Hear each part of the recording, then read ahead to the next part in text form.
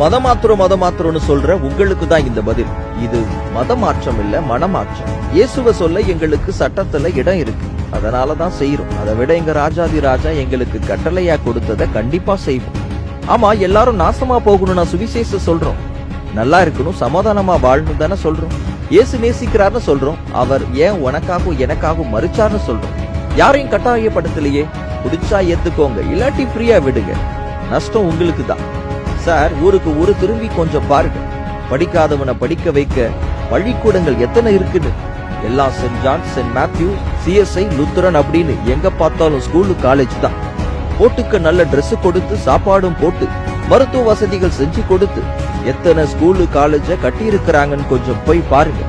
அங்கதானே நீங்களும் படிச்சீங்க. இப்ப நல்ல நிலைமைக்கு வந்த உடனே ஆட்சி அதிகாரம் கையில் இருக்குன்னு ஜபம் பண்றவங்களை அடிப்பேன், உதைப்பேன்னு சொல்லி மதமாற்ற தடை சட்டம் கொண்டு வருவேன்னு குதிக்கிறீங்களே. அன்றைக்கு மிஷினரிங்க எங்கேயோ அவங்க நாட்டுல சௌகரியமா வாழாம இங்க வந்து கஷ்டப்பட்டு ரத்தம் சிந்தி உங்க வாழ்க்கையில ஒரு நல்ல நிலைமைக்கு கொண்டு வந்தா இன்னைக்கு மதமாற்றம் அப்படின்னு சொல்றீங்க. பெண்கள் அடுப்பறையில தான் இருக்கணும் அப்படிங்கறத இன்றைக்கு மாத்தி சமுதாயத்துல நல்ல நிலைமைக்கு கொண்டு வந்தது யாரு? நாகரீகத்தை கொடுத்தது யாரு? உங்க கையில இருக்கிற ரெக்கார்ட்ஸ போய் கொஞ்சம் போய் பாருங்க. கிறிஸ்தவ ஹாஸ்பிட்டல் இல்லாத மாவட்டம் ஒண்ணு இருந்தா சொல்லுங்க பார்க்கலாம். மருத்துவ வசதி இல்லாத காலத்துல இருந்தாலும் பணம் இல்லாத ஏழைகளுக்கு எத்தனை ஹாஸ்பிட்டல் கட்டி இருக்கிறாங்க கொஞ்சம் போய் பாருங்க. கூகுள், விக்கிபீடியா எடுத்து லிஸ்ட பாருங்க. ஒரு அரசாங்கம் செய்ய வேண்டியதை கிறிஸ்தவர்களும் மிஷினரிகளும் செஞ்சு முடிச்சாங்க. அதை யாராலும் மறுக்க முடியாது.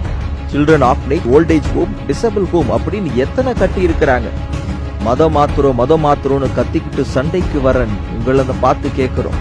இயேசுவ சொல்லி என்ன செஞ்சிருக்கிறோன்னு போய் கண்ணை திறந்து பாருங்க. ஏதோ அங்க இங்கன்னு ஒரு சில சண்டைகள் எங்களுக்குள்ள இருக்கு. நாங்க யோக்கியம்னு சொல்லல. ஆனா எல்லாரும் படிக்கணும், எல்லாரும் நல்ல நிலைமைக்கு வரணும், சமமா வாழணும். அதை ப்ரூவ் பண்ணது கிறிஸ்தவர்களும் மிஷினரிங்க மட்டும்தான்.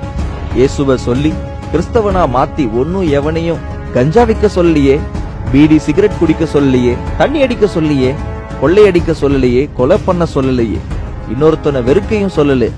அப்படி எல்லாம் இருக்கிற ஒருத்தனை நல்வழிப்படுத்தி அவனுக்கு ஒரு வாழ்க்கையை அமைச்சு கொடுத்தது இந்த சுவிசேஷம். அதுல என்ன தப்பு சார்? BBS கிளாஸ் எல்லாம் போயிருப்பீங்களே, மறந்துட்டீங்களா? கொஞ்சம் மூளையை யூஸ் பண்ணி யோசிச்சு பாருங்க. இயேசுவை ஏற்றுக்கொண்டதுக்கு அப்புறம் அவங்க வாழ்க்கை எப்படி இருக்குதுன்னு கொஞ்சம் போய் பாருங்க. எதுவா இருந்தாலும் சரி, ஒரு நியாயம் வேணும்ல. ஒண்ணு நல்லது பண்ணுங்க, இல்லனா நல்லது பண்ண விடுங்க. தொல்லையா மட்டும் இருக்காதீங்க. நாங்களும் இந்தியர்கள் தான். எங்களுக்கும் எங்க நாடு மேல, எங்க நாட்டு மக்கள் மேல ரொம்ப அக்கறையும் அன்பும் அதிகமா இருக்கு. அததான் எங்க ஏசப்பா சொல்லி கொடுத்திருக்காங்க. அடிச்சாலும் உதைச்சாலும் இன்னும் நாங்க செய்ய வேண்டியதை செஞ்சிட்டு தான் இருப்போம். இல்லனா செய்யறவங்களுக்கு உதவியா கண்டிப்பா இருப்போம். இப்படிக்கு உங்கள் நண்பன்.